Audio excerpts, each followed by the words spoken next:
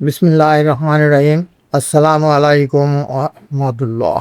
আজকে আপনাদের সামনে আমি একটা জটিল রোগ নিয়ে আলোচনা করতেছি, আপনারা সাথে থাকবেন। রোগের নাম হলো প্লীহা বৃদ্ধি।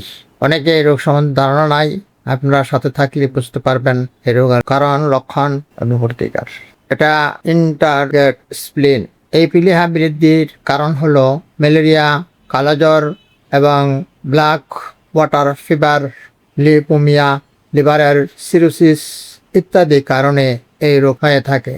লক্ষণ হলো ক্ষুধা কম, অরুচি, অগ্নিমন্দা দেখা যায় এবং কোষ্ঠকাঠিন্য বা উদরময় হতে পারে। তাতে শরীর দুর্বল হয়ে পড়ে, কাজকর্মে অনীহা। তারপর প্লীহা বৃদ্ধি। প্লীহা বেড়ে গেলে পেটের বাঁ দিকে ব্যথা আরম্ভ হয় এবং যদি অধিক বৃদ্ধি পায় তখন পেটের মধ্যে অতিরিক্ত ভার বোধ মনে হয়, রক্ত আমাশয় এবং দাঁতের গোড়া ফুলে যায় এবং রক্তপাত হতে থাকে, পা ফুলে যায় এবং শোথ রোগ দেখা দেয়, উদরী হওয়ার সম্ভাবনা থাকে। এই প্লীহা বৃদ্ধি পেয়ে শেষ দেখা যায় বাম দিক থেকে পাকস্থলিত আক্রমণ করতে পারে এবং বমি বমি বা বমিও হতে পারে। অতিরিক্ত রক্তশূন্যতাও দেখা দিতে পারে।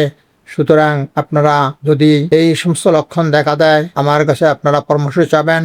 আমি আপনাদের পরামর্শ দেব এবং সুচিকিৎসার ব্যবস্থা করব। আমাদের হোমিওপ্যাথিকে প্লীহা রোগের ভালো ওষুধ আছে। আপনারা এই ভিডিওটি শেয়ার করে দিবেন এবং আমার কাছে পরামর্শ চাইলে পরামর্শ এবং ওষুধের ব্যবস্থা করে দেবেন ইনশাল্লাহ।